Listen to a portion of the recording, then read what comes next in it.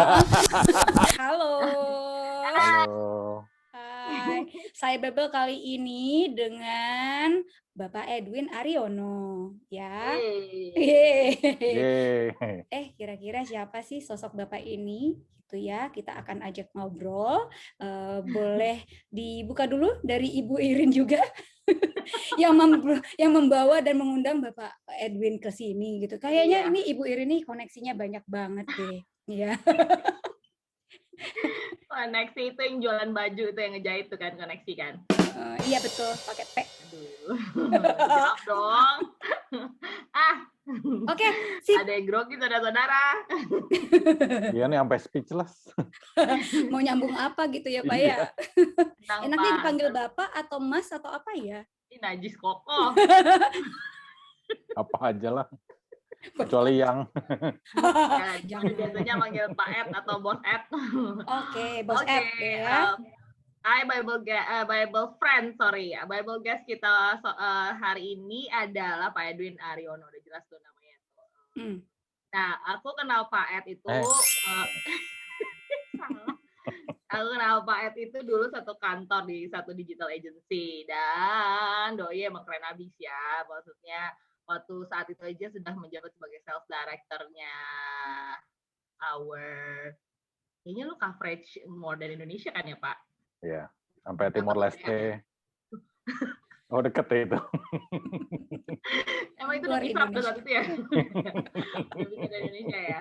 Southeast Asia lah, pokoknya lu cover Indonesia, waktu itu punya Thailand, Filipina, ya Pak, Singapura, dan Indonesia itself gitu. Ya. Nah, kalau sekarang karirnya kan pasti udah lebih keren lagi, lebih canggih lagi ya. That's why gue pengen ada Pak Ed di saya Bible, karena gue yakin banget bakal menginspirasi teman-teman Bible friends di luar sana. Kali ini Pak Ed kuliahnya dari manajemen dan berkarir very good as a sales person, bisa sales partnership, bisa any kind of sales. Karena buat gue kayaknya Pak Ed adalah salah satu yang born to be sales banget. Karena menurut gue nggak semua orang bisa jadi sales. Nggak bisa. Gue sendiri kayak juga nggak sepede itu. Jadi kayak menurut gue orang khusus yang born to be sales. Nah, salah satu di hidup gue yang karirnya menurut gue keren banget di sales adalah Pak Edwin Ariono. That's why hari ini gue pengen Pak Ed ada di sini. Yeay. Nah, nanti Pak Ed mungkin bisa jelasin ya. Sekarang sih SOVP Sales Partnership di brand yang kita udah kenal banyak banget yang kita pakai juga sehari-hari. Betul, siapa sih yang nggak pakai ya? Iya, GoPay itu GoPay Indonesia gitu ya Pak? Kalau PT-nya Dompet Anak Bangsa. Oke. Tapi kalau sekarang saya lagi bantuin mungkin kalau pernah dengar GoTagihan. Jadi kalau GoTagihan itu tadinya itu adalah gabungan dari dua layanannya Gojek. Satu namanya GoBill, satu namanya GoPulsa. Ya, kalau dari namanya mungkin udah tahu kali ya, kalau GoBill beli token PLN, ya kan, bayar PDAM, nah sekarang juga bisa bayar pajak, nah itu GoBill. Kalau GoPulsa ya lebih clear lagi lah ya, beli paket data di situ semua. Nah sekarang digabung jadi namanya GoTagihan. Ya, yang pasti sih nggak ada yang nggak kenal Gojek ya kan? Kayaknya orang se-Indonesia hampir punya di aplikasinya di handphonenya ya. So, itu perkenalan kita sekilas sama Pak Ed. Further question, silakan Mbak Natalia. Baiklah, kalau begitu Pak Edwin, kita kan pengen sharing ke teman atau Babel's friends supaya mereka tahu nih, gitu ya. Sejarahnya dulu tuh, kalau nggak salah tadi katanya kuliah manajemen ya. Sejarahnya emang kelihatan dari muka. Iya, sampai udah lupa. Coba inget-inget deh. Dulu tuh memang sudah kebayang bakalan jadi di posisi seperti ini nggak sih, gitu ya, sebelum memutuskan mau cari kuliah apa, jurusan apa, gitu. Udah punya bayangan atau gimana sih dulu ya? Malah enggak sih. Jadi saya kan kuliah background itu dulu di Untar. Jurusan ekonomi manajemen.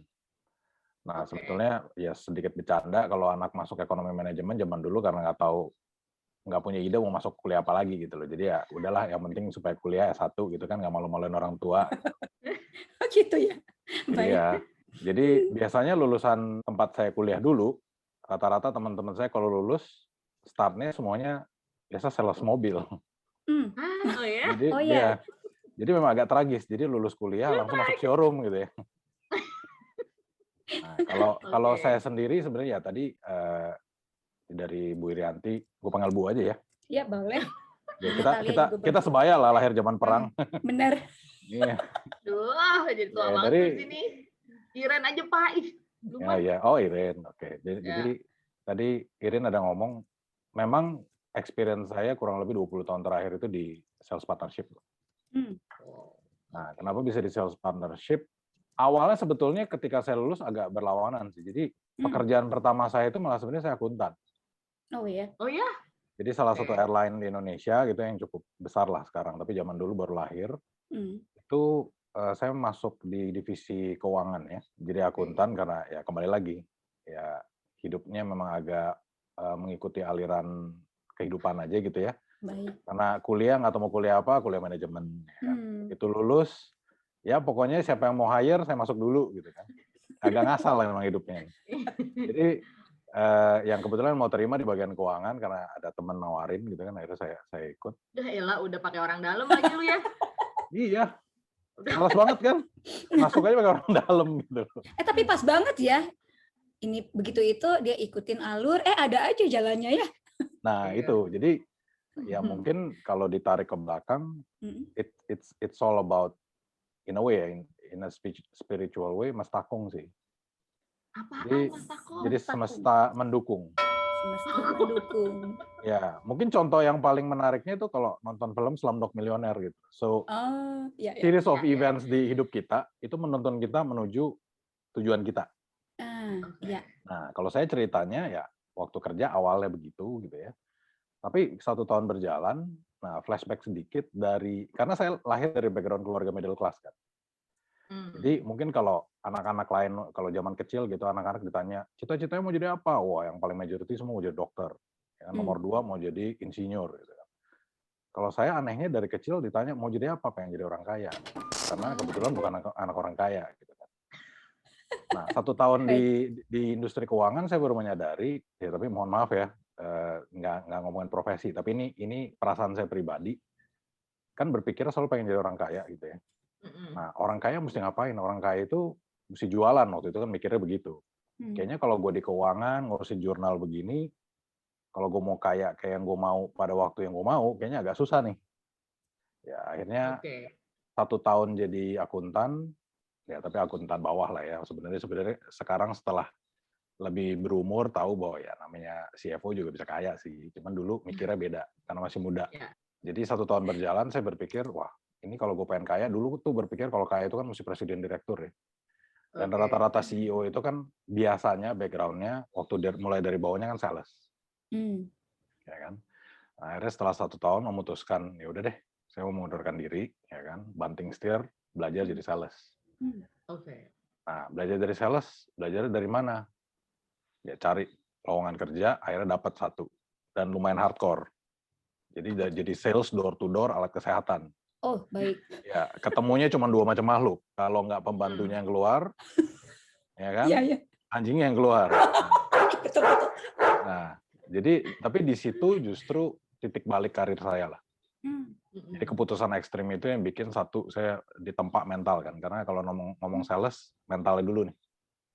Ya kan? Kalau nggak ada mental ya nggak bisa jualan gitu loh. Karena begitu ditolak dikit kalau down ya karirmu selesai kasarnya gitu kan. Nah, di situ kurang lebih 2 tahun. Nah, terus puji Tuhan bos saya cukup happy gitu kan dengan performance-nya, dia mau bikin bisnis baru nih.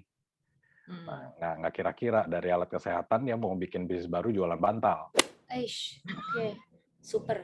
Ya, gua kan jadi garuk-garuk kan. Waduh, udah dikasih bantal sekarung suruh jadiin duit. Nah, tapi again di situ saya belajar gitu kan dari umur masih belum kayak sekarang. CV itu atau resume itu bukan ditulis ketika mau ngelamar kerja. Tapi kita tulis setiap hari. If we are willing to do our best every day gitu loh. Jadi kalau punya prinsip hidup hari ini harus lebih baik dari kemarin, besok harus lebih baik dari hari ini, itu benar, itu saya setuju dan itu saya pegang gitu kan.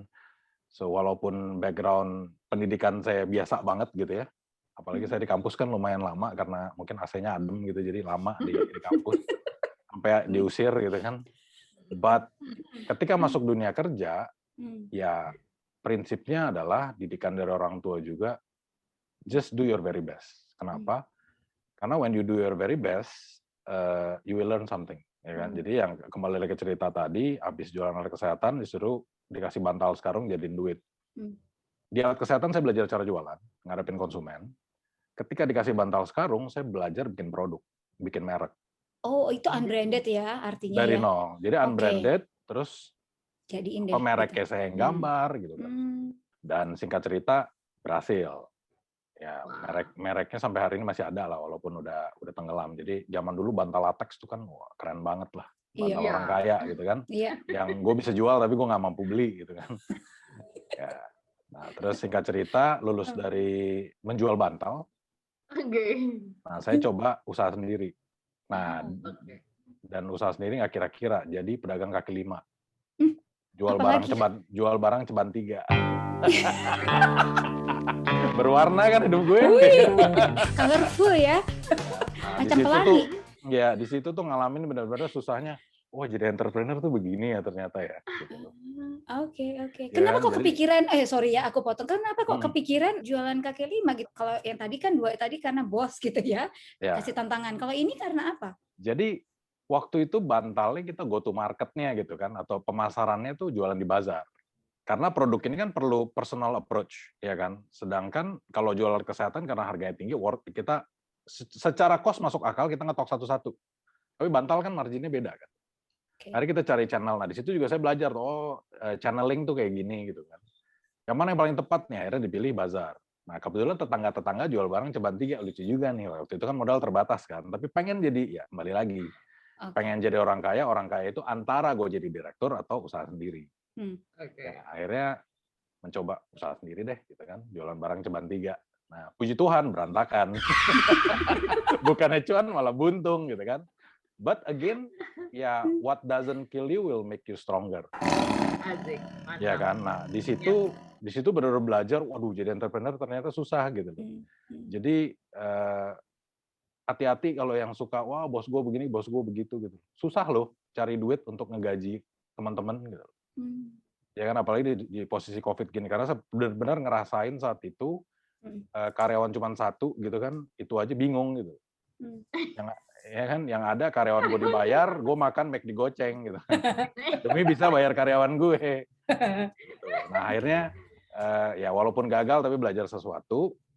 Di tahun 2007 saya memutuskan kembali ke dunia kerja. Nah di situ pertama kali ketemu dunia digital lah. Ya bosnya Irianti. Nah itu awal mula nantinya saya ketemu Irianti, ya kan. Nah kebetulan kerja di perusahaan yang punya orang Singapura gitu kan. Bahkan saat itu nggak tahu bedanya Yahoo sama Google gitu kan. Mungkin saya juga saat itu lagi googling di Yahoo juga kagak tahu gitu kan. Nah cuman tugas pertamanya adalah menjual seminar search engine optimization. Ya, jadi luar biasa tuh yang tadi yang ngangkat alat kesehatan disuruh jual alat kesehatan gitu kan. Karir selanjutnya jadi jual bantal, terus jual barang ceban 3, sekarang jual search engine optimization seminar. Tanpa tahu bedanya Google sama Yahoo. Menantang sekali ya. Keren nggak lo? Ya, kita anaknya anti mainstream. Betul. Kebaca. Ya akhirnya ya mau nggak mau belajar lagi dari nol, semuanya dari nol. Ya untungnya dapat bos baik lah ya, mau ngebimbing gitu kan. Ya dari situ dimulai petualangannya sampai perusahaannya akhirnya diakuisisi oleh salah satu job board kali ya. Ya, job portal. Nah, job portal. Terus ngalamin ya, perusahaan diakuisisi tuh kayak gini, rame-rame pindah gitu kan, bos baru, culture dari Singapura berubah jadi Hong Kong gitu kan. Ya, nah terus ya again nggak tahu, kayaknya emang kayak yang saya bilang Mas Takung gitu ya, semesta membawa saya memang ke hal-hal yang selalu baru. Awalnya jual search engine optimization, begitu diakuisisi disuruh buka toko kembang online. Gue inget. Iya. Baik. Jadi ya mulailah petualangan saya tetap di digital tapi sekarang agak belok nih. Dari jualan seminar sekarang buka toko kembang online. Baik. Disuruh setup gitu kan. Setup, running. Sorry Pak, ini yang toko bunga yang kita bisa order all over the world kan? Iya. Tapinya bukan yang cuma di Jakarta terus ada toko kembangnya terus lo pesen manually gitu, enggak kan? This is yang you can order lu punya temen ada di mana aja, lu ada di mana, lu nya di mana, kirim toko gue bunga di mana aja gitu. lu bisa order untuk temen lu dimanapun gitu Ya, kan. saat ini sudah secanggih itu. Oh, pada saat itu belum berarti. Tapi dulu belum dong, karena kan saat itu belum mengenal istilah marketplace. Oh, oke. Oh iya. Oke. Padahal bisnis modelnya sekarang sebenarnya florist marketplace, menghubungkan penjual dan pembeli. Ya, jadi karena belum ngerti, yang setup juga nggak ngerti, yang nyuruh juga lebih bingung lagi, gitu kan. Jadi just do our best to set it up. Nah, jadi sempat banyak hal-hal lucu karena yang Irianti ngomong benar. Kita connecting justru bukan cuma Jakarta to Surabaya, tapi Jakarta to Madrid, Jakarta to Moskow. Jadi orang Moskow punya pacar di Indonesia gitu kan, connecting. Nah itu sampai luar biasa. Jadi Google Translate dulu juga masih baru. Jadi ada satu pengalaman lucu. Ada salah satu tim kita mencoba membantu customer di Singapura ngirim ke Celua, Meksiko kalau nggak salah. Dapat tuh florist di Meksiko, kita kontak, tapi kan nggak bisa bahasa Spanyol. Ya kan? Akhirnya kita Google Translate yang kita mau ngomong, begitu dia olah, nah, dibaca tuh, ya begini, ya porke gitu kan. Dia ngerti. Terus dia reply pakai Spanyol. Kita bingung. Akhirnya kita tutup. Ya cuman ya di situ belajar lagi gitu. Oh, ternyata dinamika setting e-commerce tuh begitu. Ya kan, online payment, berhubungan sama supplier dan lain-lain. Itu berjalan sampai 2008. 2008-2009, jadi kebetulan saat itu mulai hype tuh Facebook. Jadi 2009-2010 lah. Nah, di situ bos saya ngelihat, loh kok kita coba pasarin pakai Facebook, bagus. Jadi impact-nya is good lah saat itu untuk online florist itu. Nah, akhirnya dia decide, Win, kayaknya ini menarik nih untuk kita jadiin bisnis. Oke. Ganti lagi nih. Bikin lagi yang baru. Nah, itu tantangannya lebih susah lagi karena beliau bilang sama saya gini, coba dong Win, pilot project dulu. Jualin dulu aja. Nah, yang gawatnya adalah bukan setup company, karena zaman dulu itu kayak yang Irianti bilang, waktu Irianti masuk itu sudah jadi Facebook agency. Iya. Iya kan? Waktu saya disuruh start itu, perusahaannya toko kembang online gitu loh. Jadi bisa dibayangkan saya disuruh bawa kartu nama toko kembang online, itu gambar bunga matahari segede-gede gajah gitu ya. Permisi Pak, saya mau jualan Facebook. Itu tiap kali meeting 15 menit pertama menjelaskan kenapa kamu Facebook agency, kartu nama kamu bunga matahari. Bener, kenapa logo perusahaannya gambar kembang? Ya, saya nggak berani sebut merek lah karena ya. Dan saya nggak tahu apa yang saya lakukan saat itu gitu ya, tapi saya ingat banget 2 hari sebelum saya ketemu klien, dan lucunya gini, ketika telepon ada yang mau gitu kan. Nah awal 2 hari sebelum ketemu klien itu saya crash course di YouTube. Apa tuh? Nonton videonya. Iya, jadi nonton videonya Ogilvy, nonton videonya agensi yang lebih jago lah. Demi belajar jadi orang agensi itu apa sih? Gue kagak ngerti apa-apa cuy. Ya kan? Tapi cuman gini caranya jadi agensi gitu jualan. Nah, meeting pertama kali saya ingat banget ya, salah satu brand rokok gitu ya. Saya presentasi, awalnya ownernya datang, semua jajaran manajemen datang. Saya rencana presentasi setengah jam, waktu itu 15 menit pertama manajemennya keluar ruangan semua. Kenapa? Nggak ngerti atau apa? Karena mungkin presentasi saya ngaco banget kayaknya. Jadi mereka kayaknya apa? Ya udah nanti ngobrolnya sama sekretaris saya. Ya udah, saya cuma di ruangan sama sekretaris. Ya menjelaskan kan? Ulang. Ya menjelaskan sisanya aja gitu loh, karena dia kayak oh iya. Ini bagus sekali kan, Mbak? Iya, Pak. Agak terintimidasi sih ya. Makasih. Ya, jadi itu keluar itu ke warung pinggir jalan gitu kan, itu teh botol yang paling pahit yang pernah saya minum. Gue di walk out, man, udah kayak di DPR. Betul. Ya kurang lebih seperti itu ya. Terus ya berjalan, akhirnya jadi agensi. Terus ya saya memutuskan kayaknya udah cukup lama lah di situ ya. Terus lulus, saya masuk sempat 8 bulan di Groupon Indonesia. Nah 8 bulan datang pinangan dari Telkomsel. Karena Telkomsel pengen setup bisnis kupon. Sedap. Ya itu sih. Nah jadi ya di Coupon juga belajar lagi dari nol karena digital kan tapi beda-beda ya. Tapi ya again kayak saya bilang ya Mas Takung, kalau saya nggak pernah ada di grup digital itu mungkin saya nggak akan pernah masuk Telkomsel, karena on paper orang yang masuk Telkomsel dari lulus itu nggak boleh IPK bawah 3. Saya nyaris Masakom gitu. Jadi ya semesta yang membawa saya ke Telkomsel, boleh dibilang ya. Ya saya nggak ngomong agama tertentu lah, tapi masing-masing punya kepercayaan. But the series of events yang memang udah diatur, kalau di agama saya, kalau kamu dikasih perkara kecil kamu beresin, kamu akan dikasih perkara yang lebih gede. Dan itu terjadi sama saya. Wah iya. Gitu loh. Jadi dari kerjaan-kerjaan yang ya saya rasa nggak ada kali orang tua yang lahir gitu kan, iya anakku kamu cakep banget, nanti jadi sales bantal, ya nggak ada. Atau jual, atau moga-moga nanti kamu sukses jualan barang ceban 3, nggak ada gitu. Tapi ya jalan hidup membawa saya ngalamin semua itu yang mempersiapkan saya sampai ya menurut saya finish besar pertama saya waktu saya join Telkomsel. It's a huge company gitu kan, BUMN yang interviewnya saya ingat untuk masuk 7 kali gitu, nggak kalah kayak orang masuk kayak Google, Facebook gitu ya, 7 kali.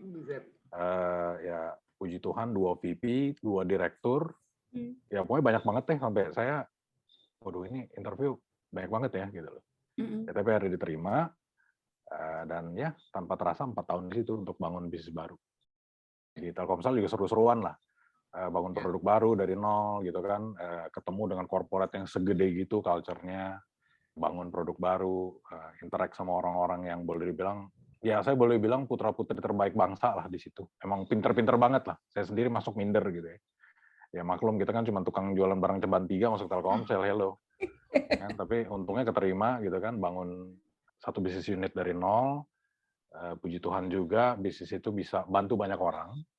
Banyak company gitu kan dapat omset luar biasa gede. Jadi kalau pengen tahu apa sih Telkomsel Coupon, kalau bagi yang pegang handphone Telkomsel dapat buy one get one Starbucks, buy one get one Krispy Kreme gitu kan, ya itu produknya gitu loh. Nah, saat itu boom luar biasa, merchant sangat happy dan sempat menang penghargaan di New York. Jadi kita compete dengan beberapa brand kayak Volvo segala macam, dapat bronze. Kan? Terus kompetisi advertising yang sama di Indonesia kita dapat gold. Produk itu dapat what kategori Pak? Best Mobile Advertising Product. Wow, I see. Ya, karena ada merchant tertentu terbantu oleh layanan ini, omsetnya naik sampai 300%. Wow. Ya, so ya itu memang power Telkomsel kan.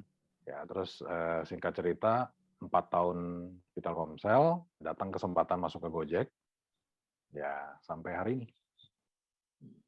Gitu. Maaf agak panjang. Widih, inspiratif loh tapi ya. Banget, ini ya. Banget. Iya bener juga ya tadi yang dibilang siapa sih orang tua yang pengen anaknya lahir tuh jadi sales bantal gitu ya. Tapi jangan salah gitu ya. Ini juga ya membentuk sampai sekarang gitu ya. Kayaknya waktu menjalankannya itu kan itu pasti penuh tantangan ya Pak Edwin ya. Nah, yang membuat kuat gitu ya dan sampai sekarang menjalankannya, terima tantangan terus hajar baik gitu ya. Itu apa ya? Kekuatannya itu dari mana gitu loh? Yang paling besar keluarga. Jadi terutama mama saya. Jadi benar mama saya ya mungkin ngelihat jadi saya anak sulung dari 2 bersaudara. Jadi kalau adik saya tuh tipe karakternya lebih stabil gitu kan. Mungkin lebih manageable. Nah, kalau ini yang mesti dirantai gitu kan, anak yang gede. Dan ya namanya siapa lagi sih yang paling mengerti kita selain mama kita kan. Ya, jadi ya mama saya banyak inspire saya untuk hang in there gitu kan. Ini memang jatah yang Tuhan kasih buat kamu. Ya kan, nggak akan lebih berat dari yang mampu kamu tanggung.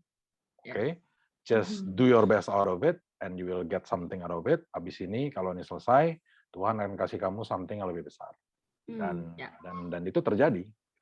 Dan mama saya juga yang boleh bilang nge-guide saya untuk berani bermimpi gitu. Jadi mungkin satu-satunya orang yang nggak pernah ketawa kalau saya bilang cita-cita saya pengen jadi orang kaya cuma mama saya. Gitu loh. Jadi dan ya terbukti bahwa if you dare to dream and you walk the talk gitu kan, you will get there gitu. Ya walaupun saya ya puji Tuhan belum kaya sih, tapi ya dibanding dulu udah lumayan lah. Tapi kan sekarang foundernya Tahu Kriuk Galak ya kan ya? Nah, itu dia. ada usaha lagi loh ternyata ya. Itu brand yang dibangun juga tuh ya. Boleh kali ceritain, Bos. Itu tuh inspiratif banget juga ceritanya. Dari nol juga ya ternyata ya? Ya, jadi tahu kriuk galak ini awalnya karena makan tahu kriuk merek lain terus enak. Terus saya sebetulnya pengen beli franchise-nya.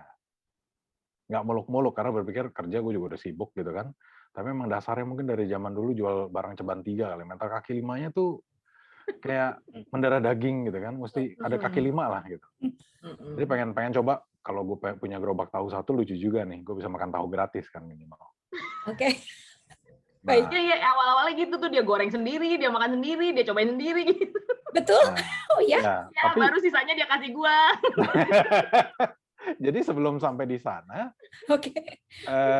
kebetulan franchise-nya penuh. Tapi kan saya jadi, waduh udah kadung nih, gue pengen bisnis tahu gitu kan. Ya udah coba cari resepnya deh. Ya kebetulan ada teman juga yang bantu gitu kan, partner up waktu itu. Dapat tuh resepnya. Cuman proses dapat resepnya lumayan challenging sih. Jadi itu bener-bener 1-2 bulan kali ya, mungkin hampir 3 bulan itu bener-bener tiap pulang kantor kerjaan saya goreng tahu sampai jam 10-11 malam gitu.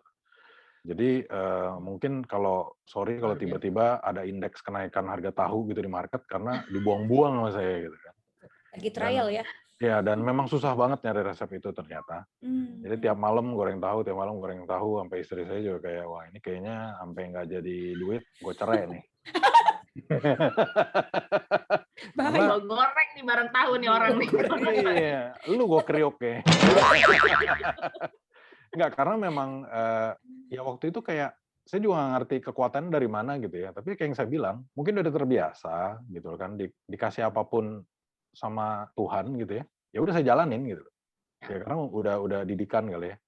Jadi udah pokoknya ya ini harus jadi barang gitu. Dan thank God jadi barang. Terus ya itu Irianti salah satu quality controller. Aku ingat loh masa-masa itu dia nawarin juga, Li, ini ada ini enak banget. Ya ini termasuk yang ya, mau. Oh gitu. Ya aku jadi. Mau deh. Ya jadi untuk tahu selera market kan harus sampling ya. Karena saya bagi-bagi tanya pendapat orang gimana supaya bisa lebih baik. Nah entah gimana waktu bos saya di kantor nyobain, dia tertarik. Awalnya saya enggak lah bos. Bisnis gini gue malu joinan sama lu gitu loh. Ini kan bisnis kaki 5, lu kan bos gue. Maksa lu. Iya, kan gue takut dipecat ya. Kalau nggak berhasil gimana gue gitu ya? Enggak, dia maksa mau invest. Oke. Ya, kalau dia tolak kan gimana kan lo, KPI lo ditambahin, gaji lo turunin. Iya, kan takut ya. Iyalah, harus. Iyalah, kebetulan bos gue bayar, jadi teman gue juga. Karena singkat cerita, ya udah dia ajak teman-temannya invest. Yang ya kembali lagi saya juga aneh gitu ya. Saya itu kan nggak punya kenalan selebriti dan lain-lain. Nah, dari rombongan yang dikenalin sebagai calon investor baru, salah satunya Afgan.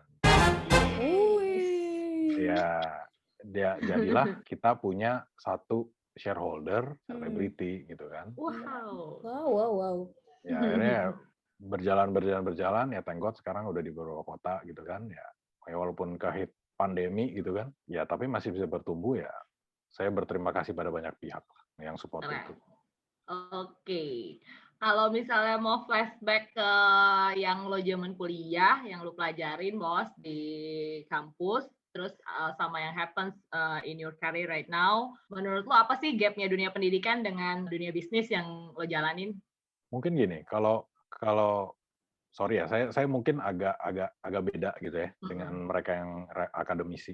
Kembali lagi kayak yang saya bilang, secara sekolah gue agak kurang, ya kan. Tapi boleh dibilang gini, apakah jadi sekolah nggak berguna? Nggak. Oke. Paling nggak di kampus itu kita belajar structure thinking. Itu yang di dunia hari ini masih kepake. Kita belajar common sense. Ya, boleh dibilang, apa yang bawa saya sampai hari ini itu common sense. Jadi how you solve the problem, dan itu belajarnya di mana? Di kampus. Gitu loh. Ya walaupun banyak orang bilang ya itu kan book smart mah nggak penting lah, sekarang penting pengalaman. Yes and no. Tetap lu nggak bisa bilang lu lulus SMA terus lu langsung masuk dunia kerja. Akan beda cara berpikirnya. Gitu loh. Ya jadi kalau itu yang saya dapat di kampus tuh apa? Kalau ditanya saya, structured way of thinking and common sense. Dan itu yang nanti kita bawa ke dunia kerja. Itu sih.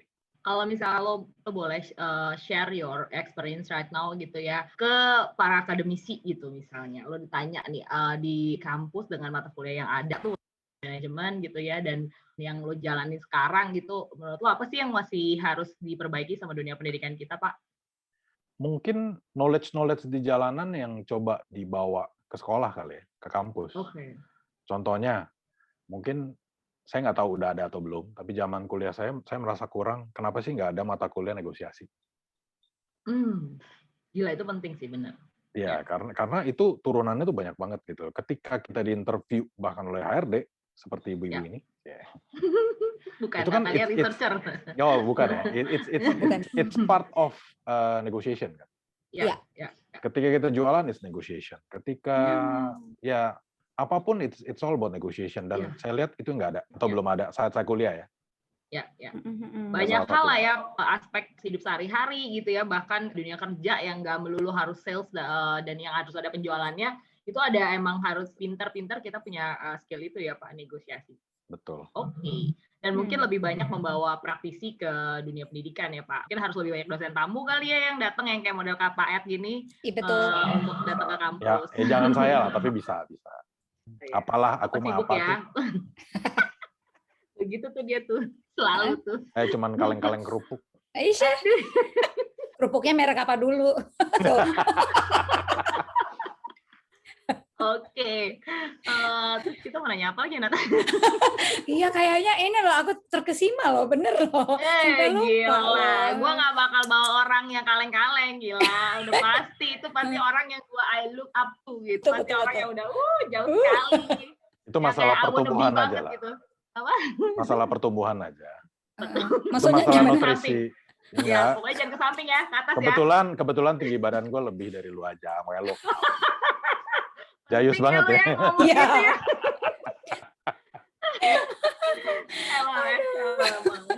Ya sudah. Oh iya, tadi kan skill gap segala macam udah ya.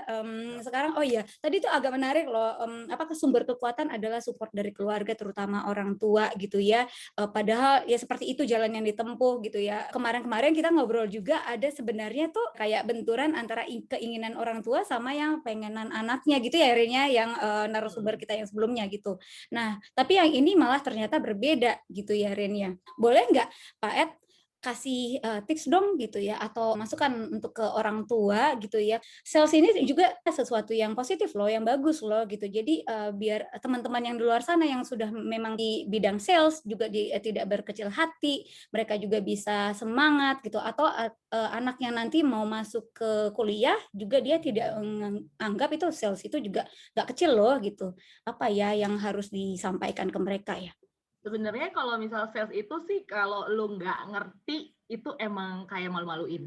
Tapi kalau lo ngerti, oh my god, dan kalau lo jago, wah udah sih gila sih. Kayak gue juga jealous sih sama kayak model Pak Ed yang bisa emang jago jualan tuh emang gila butuh banget. Nyali Kalau juga dulu ya. Kita kuliah, kan nyokap itu kan MLM gitu, terus gue malu, mama ngapain sih ini gitu. Terus kalau misalnya kita ditawarin temen juga kan, apaan sih nggak mau gitu. Padahal gokil, semua orang yang memang udah jago di sales dan cinta sama dunia sales itu emang udah tahu bener sih bahwa di dalamnya tuh apaan, duit semua itu.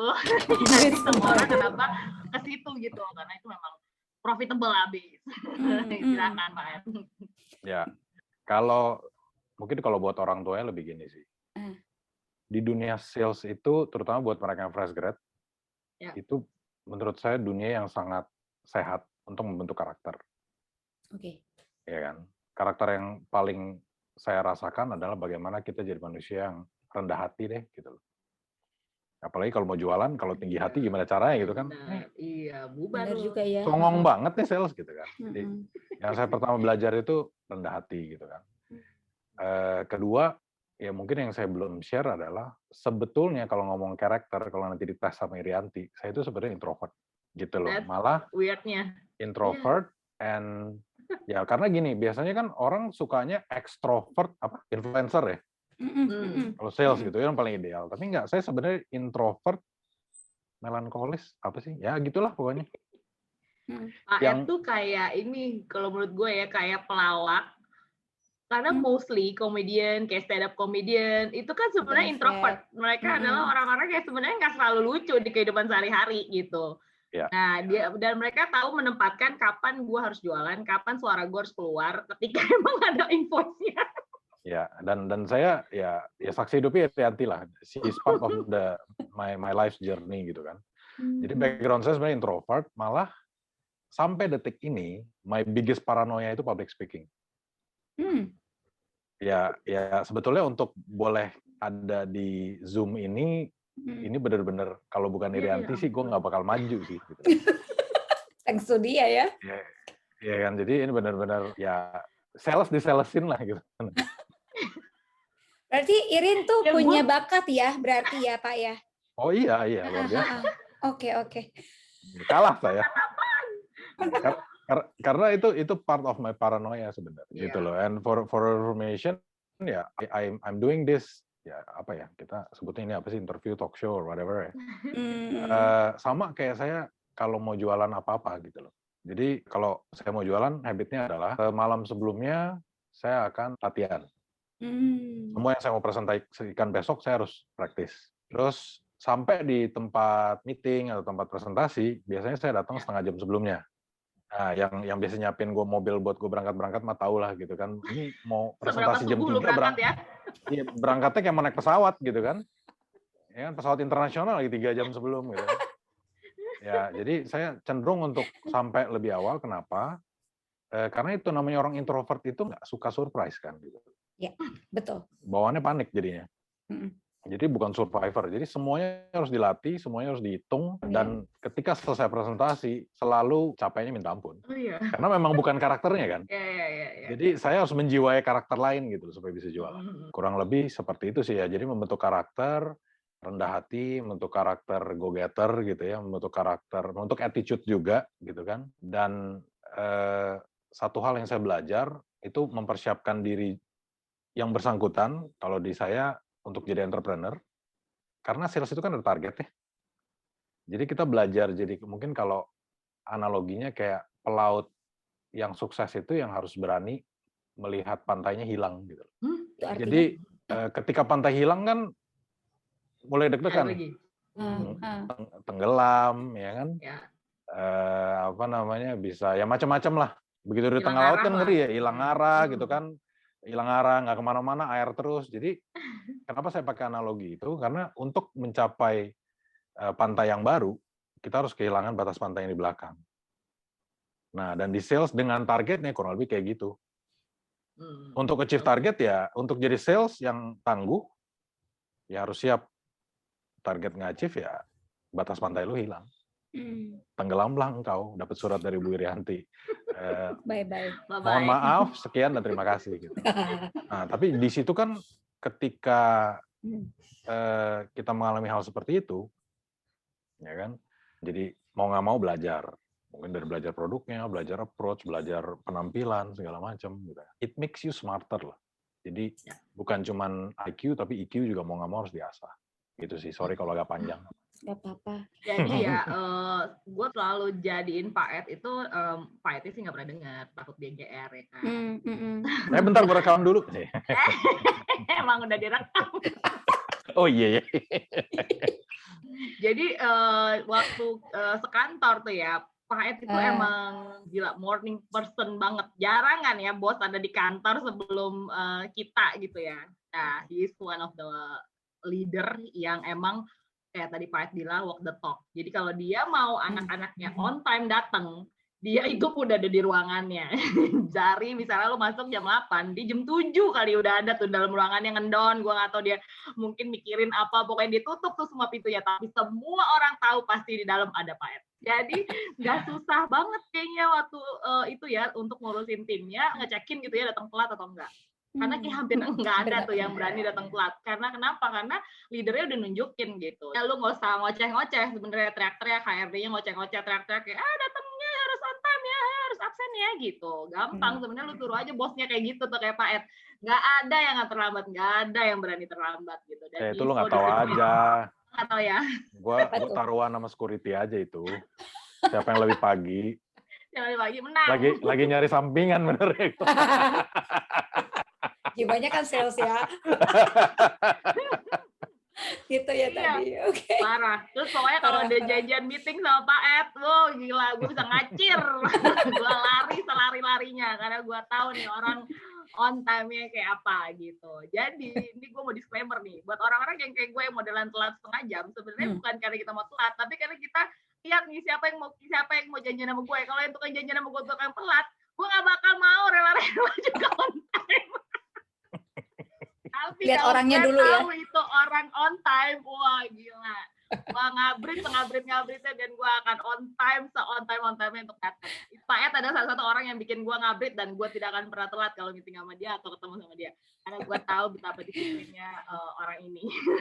Jadi emang maksud gue kesuksesannya Pak Ed gue rasa juga gak akan lepas dari definitely nyokapnya yang keren banget menginspirasi gitu ya dan membiarkan Pak Ed juga untuk elaborasi maksudnya pengen mau jadi apa aja support gitu, explore ini itu gitu. Kedisiplinannya, terus soal waktu dan soal yang kayak tadi gitu. Di luar dari Pak Ed introvert atau gimana, gue rasa mempersiapkan sesuatu itu juga hal yang memang membantu kita ya lebih sukses ya supaya kita juga nggak dapet surprise yang tidak kita harapkan gitu ya. Terus juga yang kayak tadi pengalaman yang harus rendah hati gitu ya untuk berkarir atau ditolak orang dan segala macam gitu. Atau menerima kegagalan sendiri, bagaimana bisa bangkit lagi gitu ya. Terus tadi juga prinsip yang sama juga yang gue pegang kayak Pak Ed gitu ya, hal kecil yang Tuhan sediain buat lo kerjain dengan sungguh-sungguh, yang gede pasti Tuhan siapin gitu. Dan gue ingat waktu dulu gue kerja sama Pak Ed, kalau Pak Ed yang muji, wah ini kerjaan lo bagus nih gini, itu kayak gue udah kembang empis tuh kayak, wah masa sih Pak gitu. Karena gue tahu dia jarang-jarang muji tuh. Lebay ya. Gue bayar tau. Gue bikin apa ya waktu itu ya, chat atau bikin apa gitu, terus dia bilang, wah ini kalau yang kayak gini nih kerjaan udah bener-bener dirapi, dipikirin baik-baik nih semuanya. Wah tuh gue kayaknya langsung berbunga-bunga ya. Puji Pak Ed ya. Jarang-jarang soalnya pujian keluar dari mulut dia tuh. Oh gitu. Berarti high standard ya Doi ya. Ya harus benar-benar bagus baru dia ini. Emang orangnya gila banget kalau planning dan semua yang dia yakinin dia bisa lakuin tuh pasti jadi sih gitu. Jadi emang oke banget. Nah sekarang gantian Pak Ed, kita pengen denger dong apa namanya yang Pak Ed bisa kasih buat teman-teman Rebel Friends di luar yang pengen berkarir kayak Pak Ed, yang pengen sukses kayak Pak Ed. Apa sih yang harus dilakukan, apa sih yang harus disiapin? Ya nggak banyak juga ya, karena kayak saya bilang, saya juga bukan orang pintar, background pendidikan juga pas-pasan, tapi mungkin gini, kalau saya boleh sharing, prinsip hidup saya kalau di dunia kerja itu, nulis CV itu bukan ketika kita mau ngelamar kerja. Tapi itu dengan apa yang kita buat setiap hari gitu loh, dan nggak perlu nunggu bos ngecek gitu baru kayak anak SMA kepala sekolah datang gitu, wah baru beres-beres gitu loh.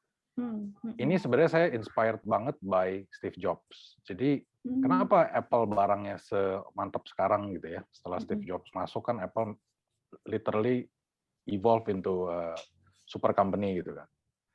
Itu karena didikan bapaknya dari kecil. Kalau nggak salah bapaknya kan bikin furniture gitu kan, terus dia sempat nanya, kok di bagian dalamnya lu masih pakai barang yang bagus, ngapain, kan nggak kelihatan, ya kan? Nah tapi memang itu melatih kita untuk menghasilkan sesuatu memang yang terbaik.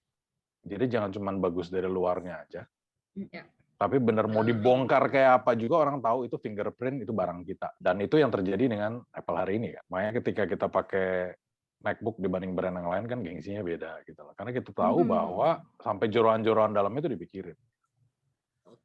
Ya, jadi sama juga dengan kita. Jadi apa yang kita buat itu define siapa kita. Ya kan, jadi nggak peduli dinilai atau enggak. We owe it to ourselves. Dan itu membentuk diri kita gitu loh. Dan dari pengalaman pribadi saya, when you discipline yourself in that level of standard gitu kan, tanpa kamu ngomong juga orang akan bisa lihat kok. Gitu loh. Dan yang terpenting kan sebetulnya bukan apa yang kita nilai diri kita sendiri, tapi apa yang orang lihat dari diri kita.